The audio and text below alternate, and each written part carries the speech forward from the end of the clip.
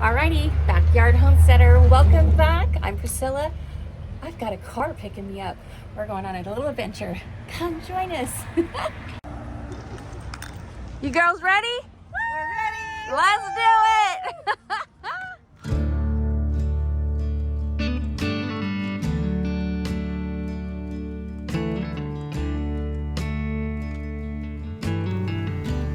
You gotta check out it. That arrow, that car back there, there's a large dog in the passenger seat.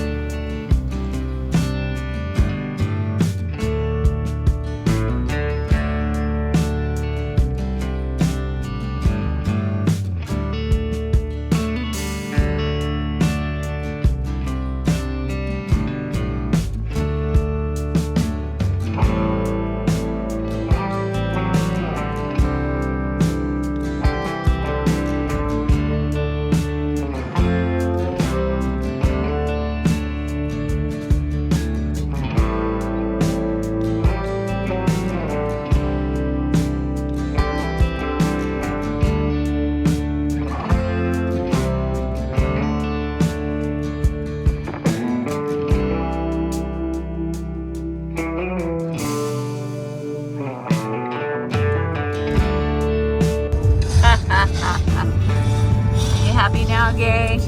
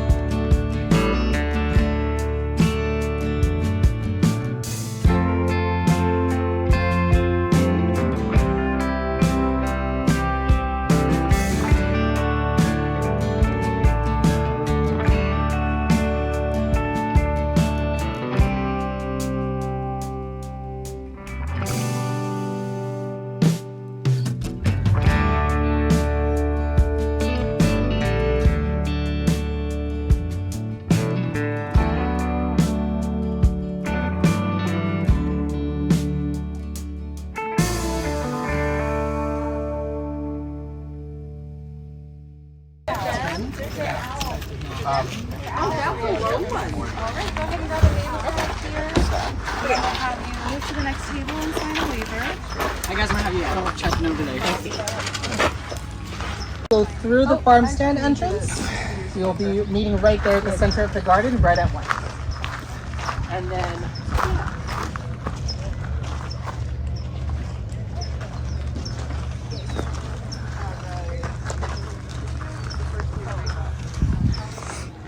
They have t-shirts that have greasy on them. This is some mighty fine looking stuff here. Those Olive oranges oil. right there. Oh my gosh, look at that lettuce. When I came to Ventura for the concert on Saturday, we were telling Carrie's son's girlfriend all about it. She's like, I want to go. So we came up here to the farm market because they live 20 minutes away. Oh, okay. Nice.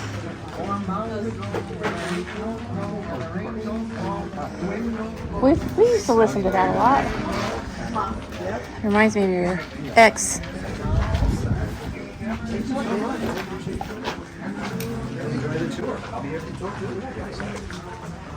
You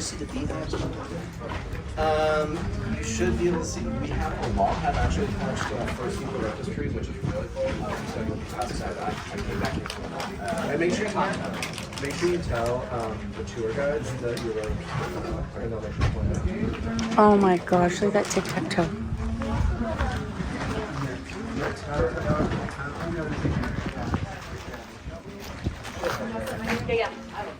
Thank you very much.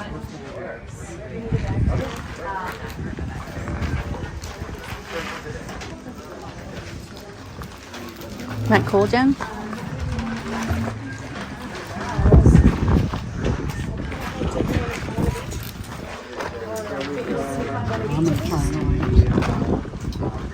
Yeah, and we gotta bring one for your brother too. Oh, you can taste it? Yeah.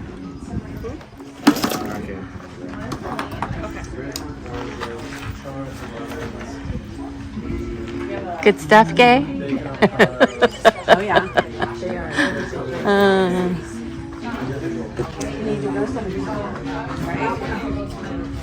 so good. Juicy, you wear half the juice. Emma the pig. Love it. For the love of soil. Oh man, you could spend a fortune in here.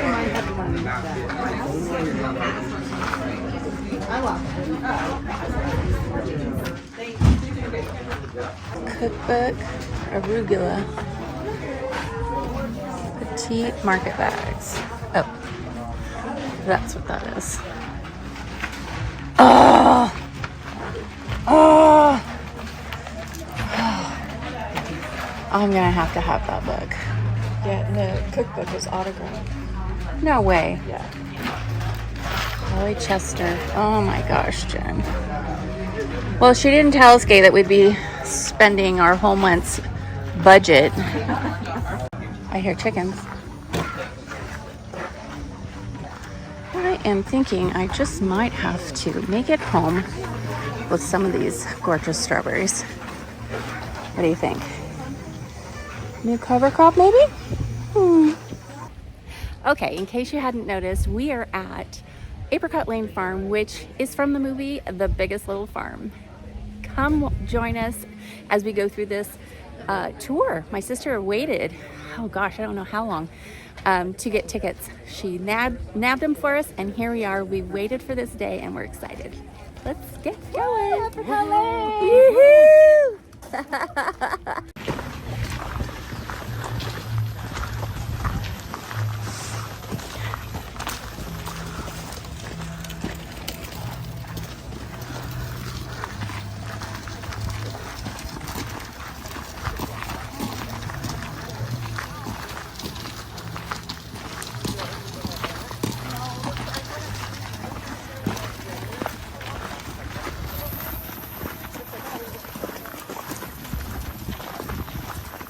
Jen, are those nasturtiums down there? Yep. thought so.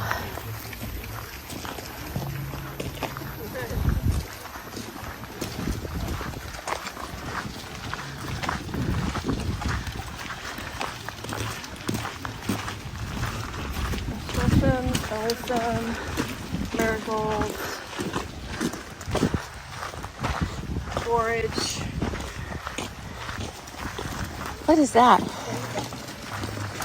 Marigold. That's pretty marigold. These look like poppies. Yeah, those are California poppies. Cosmos. Whew.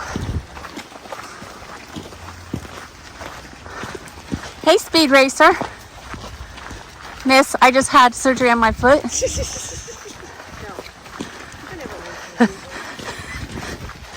She can't hear.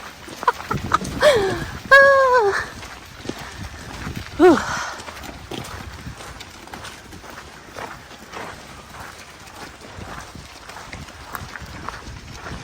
So many avocados. Oh my goodness.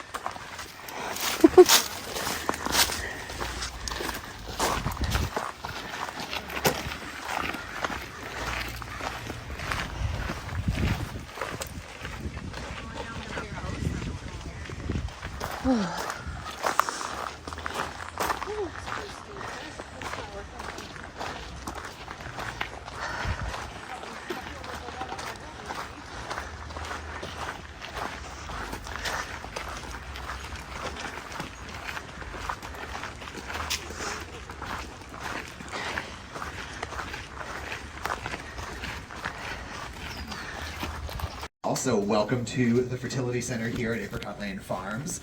I'm Zach, I'm the fertility coordinator here, so my work is really focused on soil health, understanding, how are our growing practices actually regenerating soil, how are we, really figuring out how to put more back into the land than we're taking out, which is really one of the core tenets of regenerative agriculture. Is to say that, because, like Sarah said, this is a reawakened ecosystem, and what we've learned over the years, we being the greater agricultural community, is that it's not so much just how can we, it's not just yields and this sort of reductive process of just, we're lacking nitrogens, let's put more nitrogen out, grow as much food as we possibly can, and just kind of perpetuate the cycle, this extractive mindset, which is really what, modern and conventional agriculture has sort of got us to. So what this, this beyond organic movement has really started pushing is to really understand that everything we're doing, we can't have the biodiversity that we want and all of these things if we don't have soil health at the start. In your soil, and whatever water you're putting out is just running off and collecting whatever comes onto the surface, and then that goes into waterways. So what we're really, what we've been trying to figure out here is really, with the exception of our roads and our pathways, how do we make sure that, on these big rain events that we've had throughout the winter, that every drop was collected, and that's why we were able to really store as much as we did, and we didn't have any of those kind of standing water, pools that you see in a lot of these areas, these other farms. So what we're really, that all kind of started with building up the soil health, and that, like I said, so starting with, animals, compost, and cover crops. So the cover cropping we can kind of get into a little more, but compost is, kind of what we're looking at here, and that was the first step before we even could think about getting out cover crop and growing our plants. Was we have to figure out how to set up composting. But that's not how it works in nature. Is that everything becomes part of that nutrient cycle. So what we're seeking to do is make sure that anything comes out of our garden, or if an animal dies, or if we're we have leftover food scraps from lunch, that has to get cycled back in. So a couple ways that we'll do that is really by fostering these microbes, and the microbes that are these powerful decomposers. So one of our composting processes is known as windrow composting. So taking these long piles, we'll probably see a couple as we walk around the farm, but taking a lot of this landscape material that's built on the farm, so our carbon-rich material like old dried leaves, dried old plant material, our nitrogen-rich material, which is like our fresh grass clippings, animal manures, food waste, all that kind of hot stuff that'll start rotting if you just leave it in a pile, blending that stuff together in these long piles, and then taking our tractor and then running through it with a compost turner, which will add air and water to it, building blocks for life. And we we like to think of compost as this composition. It actually has the same etymology, so the compost and the composition. So we think of it as a composition of these elements. The earth element being kind of our compost, the big heavy material, and then we're adding air, we're adding water, and then as the microbes that are in this pile, all of the, protozoa and fungi and bacteria and everyone that's kind of working through this pile, they're adding this heat element because it's aerobic. They're running through this pile, digesting material, putting in the work and raising the body temperature. Just like if you're going for a run and you feel the same thing, you're getting hotter as you're running. Microbes are doing the same thing, but on a 100-foot long pile with trillions of microbes, suddenly that pile is going to start heating up to about 130 to 150 degrees. And once we get to 130 degrees, that's kind of the temperature where most pathogens and parasites will start to die off. And then we'll take that finished compost, pile it up to cure to let those kind of final microbial communities settle, and then we'll spread that out onto our pastures and our orchards and our garden at about 3 tons an acre. So it's a lot of material, but doing that for the first 10 years of the farm was, as we're putting that out there, we're increasing that water holding capacity, building up the aggregate structure of the soil, and then as we're starting to plant cover crops and other things, they're able to start breaking through kind of that compacted layer, planting, these cover crops like, legumes like clover and vetch and, peas and oats, but then also these deep taprooting things like comfrey and sandfoin and daikon radish, things that are breaking up these compacted soils and bringing a lot of that life, because you really can't beat living roots when it comes to holding the soil together. And, hot day like this, if we had bare soil, that's when it starts getting hot and the microbes die off, and then compaction, and we lose it on a windy day. Topsoil, drifts off. I think we lose something like, there's like millions of tons of topsoil that's lost in this country per year because of just no ground cover to hold that together. But if you are feeling like getting your hands dirty, you'll notice all these red wiggler earthworms just below the surface here. So take a minute, say hi to the worms. It's a whole little web of life in here, right? So the red wigglers, so the earthworms are a really, really important part of this process. So in the hot compost, in our aerobic piles, what we really want is it's the microbes that we're fostering. It's the microbes that are being cultivated through this hot system. But in this case, the earthworms are the primary decomposer here. So what we're really looking for, earthworms, we almost there's 3 animals on the farm that we really like to hold in kind of really high regard, and that's earthworms, cows, and bees. And we think of earthworms, cows, and bees sort of in this special regard because they're 3 animals that we know of that give more back to the land than they take out. Cows through their ability to ferment grass and create, fertility through their manure and their ability to kind of manage pastures and that kind of health. Bees, obviously, through their pollination and what they give back, and then earthworms through their decomposition process. And what earthworms do is, as they break down this material and it sort of grinds down through their gut, the earthworm microbiome is so unique. There are microbes that are endemic only to the earthworm gut that you don't really find anywhere else in nature except in the gut of an earthworm. It's really crazy. So as that material gets processed through the earthworms and they poop it out, that's what we're looking for, is the vermicast. It's the kind of finished product here. So as we feed this material, which is a mix of juice scraps, coffee grounds, this fern here, which we'll talk about in a second, a little bit of horse manure, some other pre-composted manures that we'll collect off our pastures, and we'll blend all that material together, feed it to the worms, and after about 6 months it works its way to the bottom, and underneath the bin is perforated so all the finished material sinks to the bottom, and then we cut it using like a winch that just runs right across the bottom of the bin. As the material drops to the bottom, I said about 800 tons a year for windrow compost, but we only get about 12 tons a year out of vermicompost, but a little goes a really long way.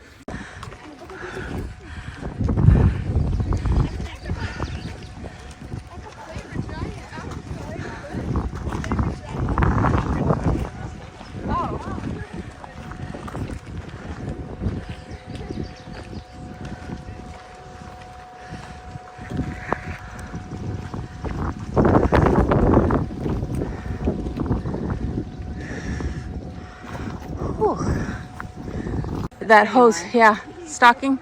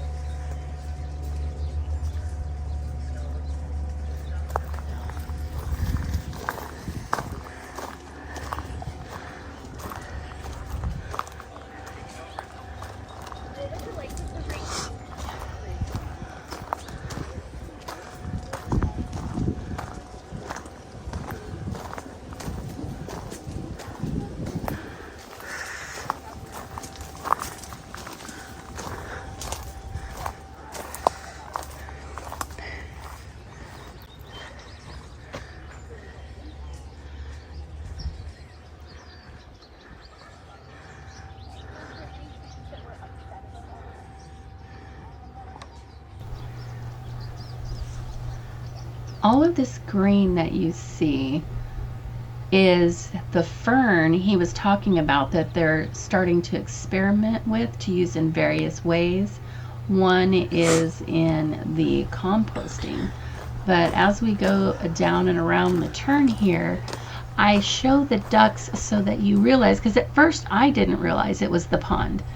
The ducks are swimming in that, but it looks like it's just a bunch of grass. Well, what it is a fern, and apparently it reproduces rather rapidly, which would be an awesome find for a replacement for like peat moss. Just so incredible. Check it out.